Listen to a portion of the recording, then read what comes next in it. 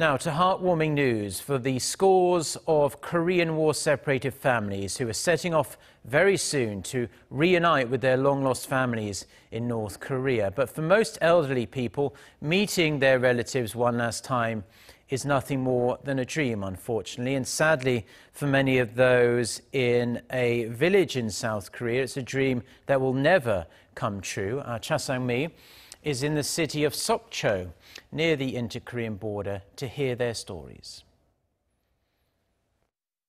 68 years have passed since the Korean War broke out, tearing people away from their families and leaving them separated in two different countries. Many people from the north fled during the war to a place on the east coast, just over the border, called Cheongho-dong. However, this place is more widely known as Abai Village, which comes from the Hamgyeong-do dialect, which means an aged father, referring to the numerous elderly residents who escaped to the area. Abai Village is only around 50 kilometers away from the demilitarized zone. It's also close to Mount Kumgang, where the reunions of separated families will take place next week. According to the people in town, Abai was a sandy beach back in the 1950s, not a place where people lived. But that first winter, they pitched tents for themselves and endured the cold.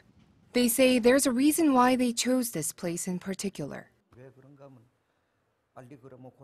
We stayed here near the border so that we could go back home when the war was over. Most of these people here, though, the first generation of refugees, are dead now. You see the red line? Hundreds of the displaced settled down in Abai Village, not knowing that the war would end in a truce and separate them from their families forever.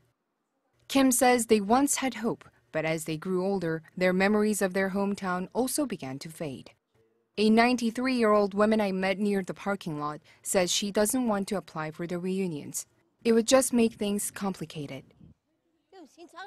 I fled Xinjiang when I was 22. We left behind a 3-year-old daughter. Do I want to register for a reunion?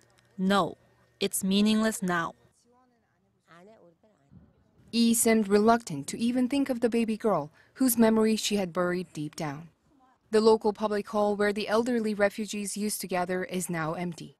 Before long, it seems Abai Village will be no more, its people having lived out their lives in a place they never expected to go. Cha Sang-mi, Arirang News, Sokcho.